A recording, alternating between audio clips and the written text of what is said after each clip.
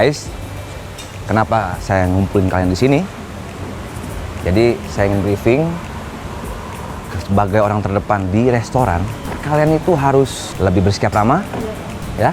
Terus kalau ada konsumen yang mengeluh, tampung, dengar, terus baru laporan sama saya, gitu, ya. Semangat, semangat, semangat!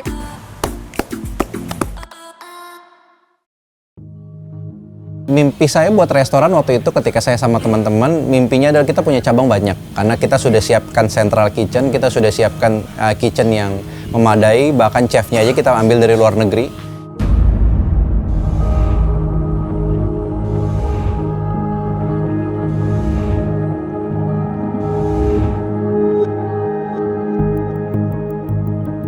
Saya memutuskan untuk memberlakukan PPKM darurat.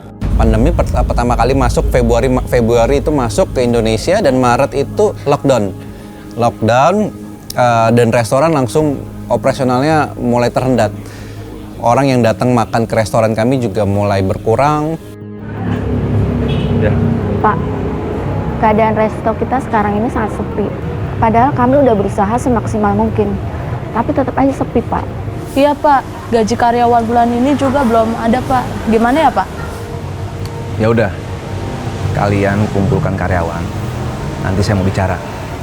Baik, Pak. Ya. Gaji bulan ini Pak? Ya udah, pokoknya kita bicara aja. Sekarang kalian tolong panggilkan. Ya. Baik, Pak. Ya.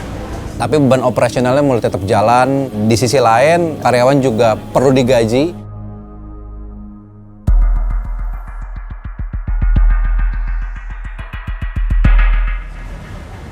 Kalian tahu kan, beban operasional tidak tercukupi. Hah? Maksud Bapak gimana ya Pak? Jadi ya dengan sangat terpaksa. Sampai akhirnya restoran harus tutup total. Semua karyawan dirumahkan semua. Karena kita nggak punya uang untuk membiayai mereka lagi. Dan ini, kamu kan sebagai pimpinan, tolong kasih ke anak buah kamu.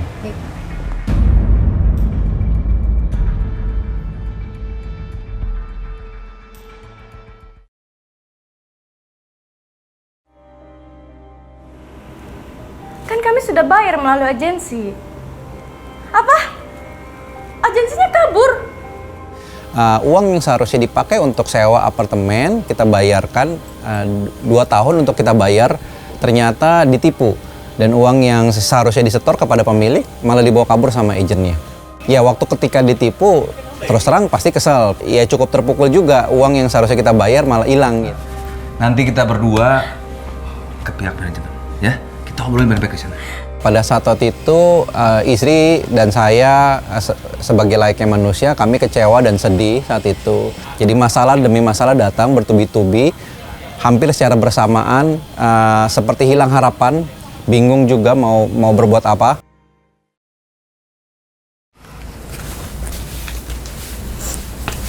Pak, aku mau ngomong. Ini perinan kartu kredit bulan ini Pak. Pemasukan nggak ada. Sementara kita banyak banget kebutuhan Pak. Dan utang kita di mana-mana Pak. Kita harus gimana? Udah mah, Papa tahu itu. Di saat itu saya coba menenangkan istri dan saya coba kasih penjelasan kepada istri tentang apa yang kita alami saat itu. Coba Papa dari dulu gak buru-buru keluar dari kerjaan, kita pasti gak bakal kayak gini Pak. Ya mana tahu.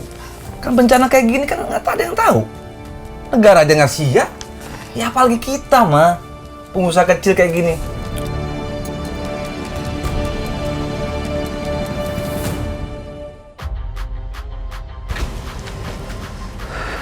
Nah, ini nih.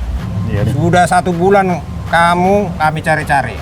Kamu harus bayar. Kamu nunggak kartu kredit kamu ke bank. Bagaimana ini pembayarannya?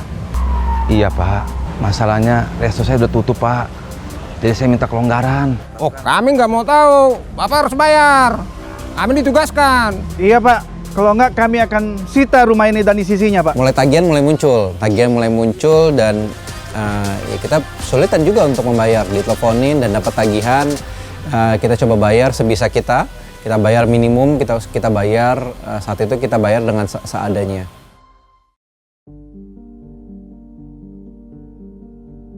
Pak, saya datang ke sini itu mau menanyakan pembayaran unit apartemen ini karena di manajemen kami Bapak belum melakukan pembayaran, sedangkan kami juga harus perlu operasional, Pak. Jadi kalau nanti Bapak dan Ibu tidak ada pembayaran, belum melunasin apartemen ini, jadi tolong untuk mengosongkan unit ini karena unit ini memang akan ada yang menyewa lagi. Gitu. Iya, Pak. Sebenarnya kami sudah membayarnya. Tapi salah satu agensi yang mengurusnya menipu dan membawa kabur uang kami, Pak. Saat ini bisnis kami juga udah bangkrut, Pak. Dan resto kami tutup, Pak. Ya bingung, artinya tadi uang juga udah pakai kartu kredit, jadi modal juga udah kesedot ke sana semua, pengeluaran uang juga kita masih ketat. Ya, kami minta kelonggaran ya, Ma. Bersewa untuk per bulan aja, Pak. Karena memang kami jujur, Pak, nggak sanggup untuk sewa per tahun, Pak. Mungkin Bapak bisa kasih kebijaksanaan buat kami ya. Bulanan ya? Gitu, dan pemilik apartemen ya bersyukur dia punya hati yang baik ya untuk kita kasih keringanan. Saya kasih kelonggaran untuk bisa bayar tiap bulan.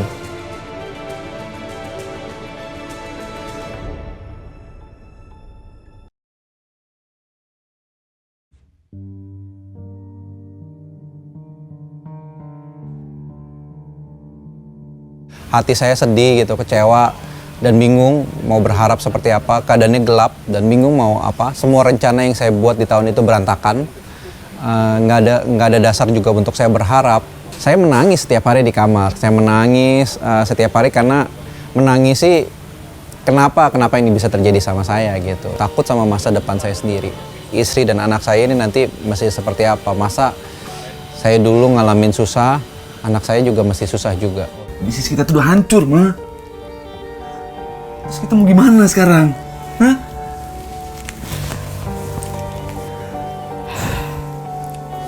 Aku tahu Papa lagi sedih. Tapi kita nggak boleh nyerah, bukan? Kita harus tetap semangat. Lebih baik kita doa aja yuk. Yan.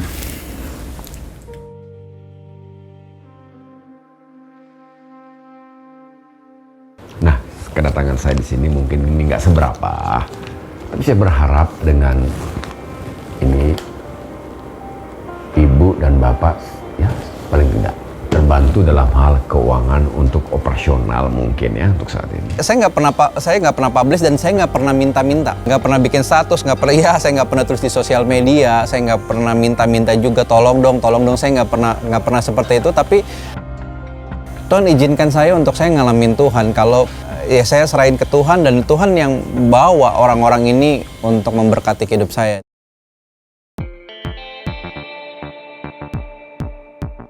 Marilah kepadaku semua yang letih lesu dan berbeban berat, aku akan memberi kelegaan kepadamu.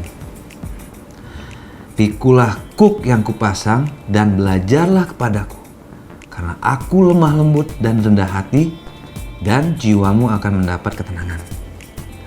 Sebab kuk yang kupasang itu enak dan bebanku pun ringan. Masalahnya belum selesai saat itu, masalahnya utang masih ada, restorannya masih tutup. Tapi yang berbeda adalah respon hati saya. Ketika saya menyerahkan itu kepada Tuhan dan membawa masa depan saya ke dalam tangan Tuhan, mulai ada damai sejahtera Tuhan muncul dalam hati saya. Hidup kita kan sebuah proses. Tuhan tahu cerita kisah hidupan kita. Tapi menariknya bagaimana kita terus berpegang sama Tuhan dan kita tetap jalan gitu. Walaupun keadaannya nggak ideal gitu. Tapi yang harus tetap kita lakukan adalah percaya sama Tuhan dan tetap jalanin prosesnya. Oke, Saya percaya segala sesuatu yang kita alami, Allah turut bekerja dalam segala sesuatu yang kita alami. Makanya firman Tuhan bilang, dalam kelemahanku lah kuasa Tuhan akan menjadi sempurna gitu. Dan Tuhan turut bekerja dalam segala sesuatu yang kita alamin untuk mendatangkan kebaikan bagi orang-orang yang terpanggil sesuai dengan rencananya Allah.